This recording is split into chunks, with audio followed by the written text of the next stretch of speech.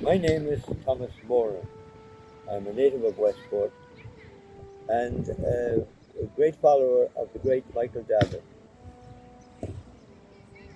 We are going for election because we want change. And I believe we are the people who can bring change. We are determined that the Irish people have a proper democracy, a government that will listen and will debate, and not to be so arrogant as to refuse representatives of the people, who prefer to get a bunch of NGOs to decide policy than the people who really matter. We're quite determined in this election, and there are several other really good parties running. There's the Irish People's Party, which I come along with. There's the Irish Freedom Party, recommendable. All of these offer a new approach to politics. And in the local area, we have here a man called Stephen Kerr. This man I endorse wholeheartedly. He's a man of integrity, and I'm very sure that he will deliver and will take care of anything that he needs in the pursuance of democracy.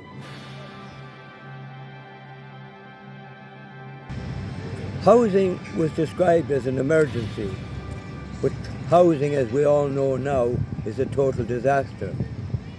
They have no intention of building houses. No way whatsoever do they want to build houses. They are crushing the nation, and they're insulting the nation by pretending to do something about it. The other area that I see very threatened is farming.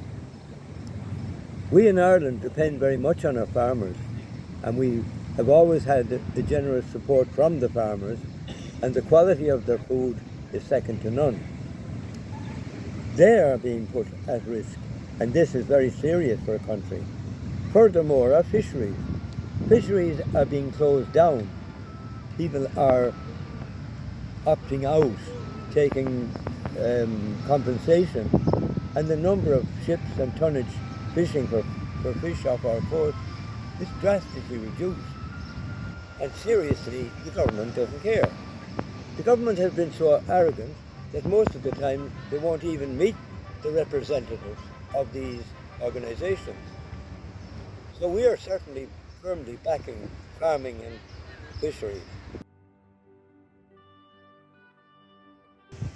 The banks are very anxious now to get us to go digital.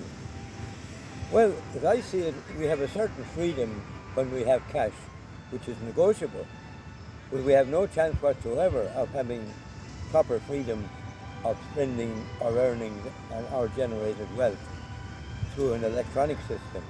So I'm urging everybody here on this program to use cash whenever you can, wherever you can. To the election, our policy is the same as Michael Davitt's. Right behind me you may see a building. This is the building where the Land League was founded by none other than the great Michael Davitt from Strade.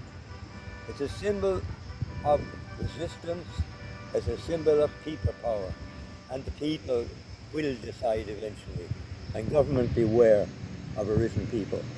So I'm saying to you, boycott the main political parties, and I will name them: Fine Gael, Fianna Fáil, Labour, Greens, Sinn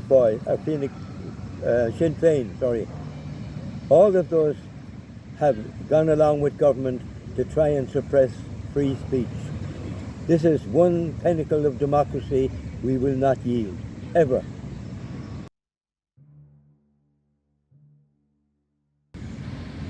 They privatised MORAN. They got involved in promoting fish farming, which is destroying our coastal areas and our bays. They sold off finally Pascal O'Donoghue and His Majesty. He sold off Aer Lingus, our flagship in aviation across the globe, and was given away for a pittance. Not to mention, of course, the nearest and dearest thing to us, the gas fields of North Mayo, the Carboy fields. These were given away for a song, where we are in a position that we have a power crisis in this country at the moment. We want government that is national, that looks after the national resources, and that the national resources devolve on the people. That's where they belong. They're owned by the people. We all have a share in this. We want a whole new chapter of government in this island, where the Irish people have sway and we have a proper democracy, not a cobbled together corporation group who look after each other. Anyways, the thing I do not want to forget, and it's most important, is the vaccine scandal. Recently we see AstraZeneca withdrawing its vaccine from the market. Now this is the final admission that this vaccine was lethal, and we need to get to the bottom of the cause of this vaccine being injected in people and promoted by the major organs of radio, television and the newspapers. There are lots of people here must be accountable to the people, because this was a lethal vaccine. When they described it as safe and effective, that was a lie among many more lies. So we're not falling for this gimmick of a miracle vaccine, because we know now it was lethal and people are still dying in great numbers as a result of this deadly vaccine. Many years ago I visited Kinmailham jail and walked down the dingy corridors of that place where our heroes and our martyrs were incarcerated after the revolution of 1916. And I saw on the wall inscribed the words, "Beware of the risen people." And I thought, that's very profound. So I didn't think about it much after that. Went on my way. But one day I was going through a book of poetry. And lo and behold, I came across this poem by Pádraig H. Pearse called "The Rebel." I am just extracting a few lines from it, and I think they're more relevant today than even when Pádraig Pearse himself wrote it. These words are prophetic. He said, "Beware," he said, "beware of the thing that is coming. Beware," he said, "of the risen people. Beware," he said, "for they shall take what ye would not give."